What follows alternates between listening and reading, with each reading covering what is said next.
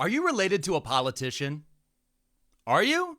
Or do you know somebody who's related to a politician? Maybe you went to a sorority and one of your sorority sisters, her aunt is actually a Democratic senator somewhere, right? Or maybe one of your coworkers is cousins with a congressperson, or you know somebody. Do you know somebody in your life who can like text, especially a member of the Democratic Party? Because I'm trying to reach them. I've been trying to reach them now for years. They invite me to stuff, but they don't listen because they're like, oh, look, your video's got a lot of views, right? But then they're like, but he yells a lot. So they shove me in a side room and never let me actually talk. So I'm wondering if there's anyone out there who could just text one of these people, because I have a message for them. And I've been desperately trying to reach them. And I'm hoping that you can help. Because I need, especially the Democratic Party, I need them to stop listening to people like James Carville. I need them to meet the moment. I need them to do something. Because I don't know. I know a lot of you don't know who James Carville is. I know you don't. Because most people don't care about politics.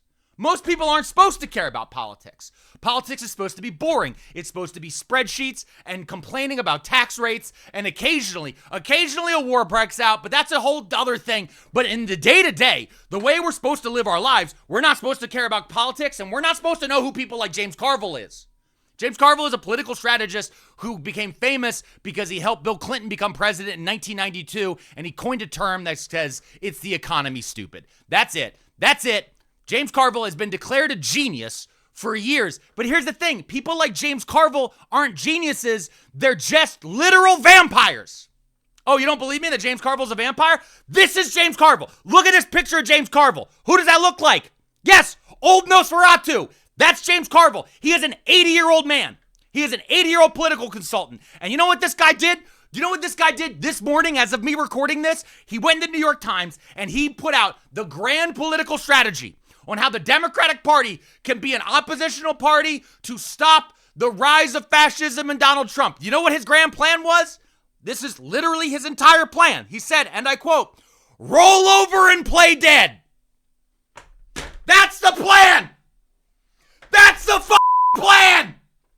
We have fascism rising, and this motherfucker who gets paid millions of dollars a year, who has been in political power, who has been the puppet master behind all these different politicians, all of these losing campaigns. His grand plan is to step forward and say, roll over and play dead. You know what happens when you roll over and play dead long enough? You know what happens when you play any role long enough? The role becomes reality. And if the Democratic Party rolls over and plays dead, then the Democratic Party is dead. Especially to the people of America who are currently, right now, desperately looking for someone to lead us. And what's happening right now? We're looking around at all of our different leaders and we're looking at all of them looking for a leader. Isn't that weird?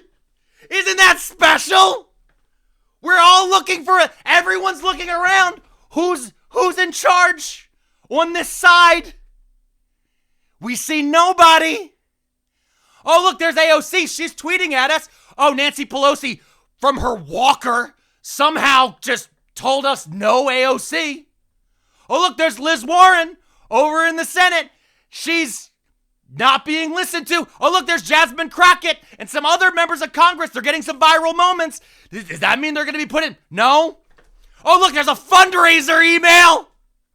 That's what we're getting. Last night I tried to go to a congressional town hall that my congressperson was holding. It's a venue with 700 seats. I couldn't get in. That's how many people showed up. I want to say there was about 1,500 people in total showed up. Half of them couldn't get in.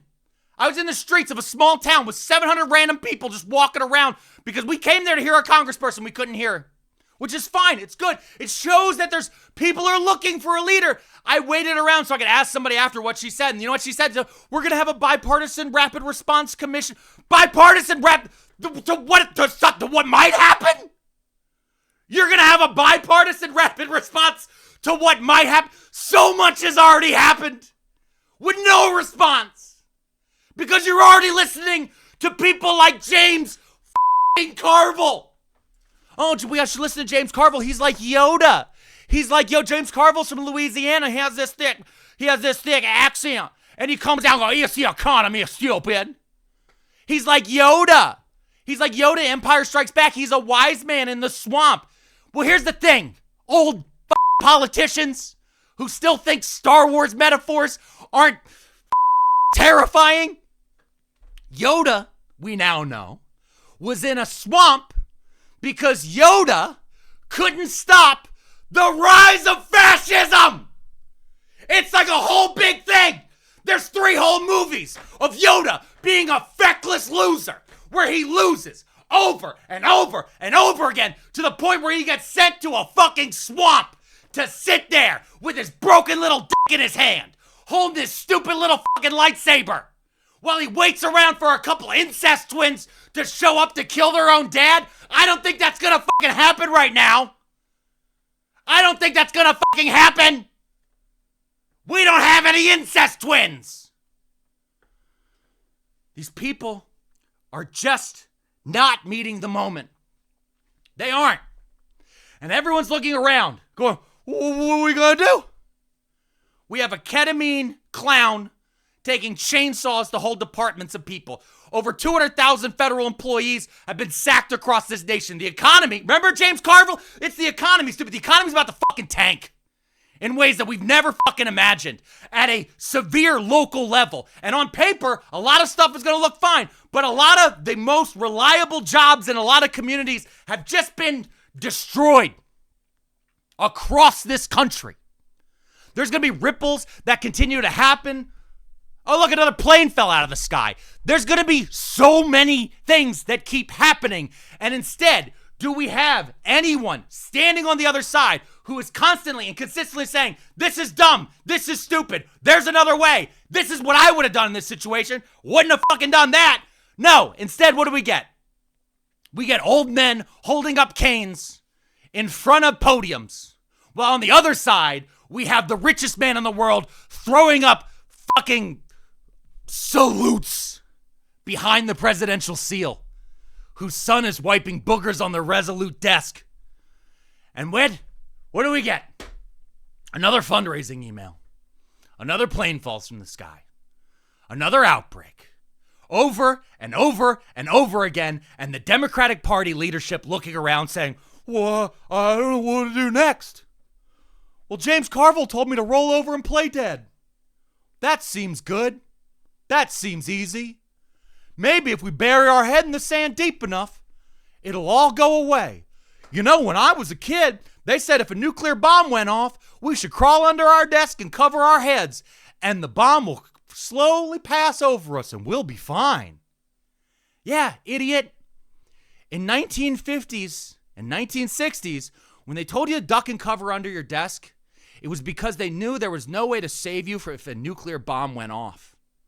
It was to pacify you, to make you calm, to make you believe that if a nuke went off, that you'd be fine. So don't worry about the fact that a series of old men who don't give a shit about anything are currently playing chicken with devices that can destroy the world. That was what that message was for, and it worked on an entire generation of people who are now the leaders across the United States of America. And now, the population that they are supposed to be leading has been sitting around and watching the entire country get worse. Year over year. Month after month, day after day. And it's not just the economy, stupid. It's the whole thing. It's every moment of every day we're wondering, why the fuck are we still doing this? So that's my message to the Democratic Party. Don't listen to James Nosferatu Carville, okay? But also, fucking lead. And if you don't want to lead, retire. In many of these positions, especially federally, you make $175,000 a year. That's plenty of money to retire on. Trust me, that's plenty of fucking money to retire on. And a lot of y'all did a lot of fucking insider trading, Nancy. And you have Cadillac health programs for the rest of your life that none of us can ever get access to. Retire. You did it. You won capitalism. Retire. Open up the position to somebody else. Get out of the way. Oh, but if I don't run, then a fascist already won. You're doing nothing to stop it. So as the clouds get darker, as the days get longer, and as the world gets hotter, to the members and leadership of the Democratic Party, especially people like Hakeem Jeffries, if you are unwilling to step forward, if you're unwilling to call out the bullshit that's happening, both across the aisle and on your own side, get out of the way. There are plenty of consulting positions. James Carville has proven for the last 30 plus years, there are so many consulting jobs you can get. You can get paid to go on MSNBC. You can get paid to go sit there in real time with Bill Maher as he makes libertarian jokes. And you can laugh and you can chuckle and you can still go to all the parties. The only difference is you don't get to wear that little stupid lapel pin that gets you around having to go through a TSA checkpoint anymore. That's it. That's the difference. Because at the end of the day, guess what? Hakeem Jeffries and other members of the Democratic Party, do you know how much real power you have? Because you've told us over the last month, since Donald Trump has become president, how much power does the Democratic Party have? The exact same amount of power as I do. Absolutely jack shit right now. You've said it repeatedly. So why sit there like a cuck in that stupid chair waiting to get the Speaker of the House seat, Hakeem Jeffries? Why not just go to the Holiday Inn and be a cuck in real life, since that's the thing you really want to fucking do? My name is Alex Pearlman. You know me as Pearlmania 500. You can follow me here or anywhere else, but I don't give a shit because we're all just here playing on the deck of the Titanic together. I'm just asking that now that we've hit the iceberg, maybe, just maybe, we finally just say, that guy's a shitty captain. Thanks.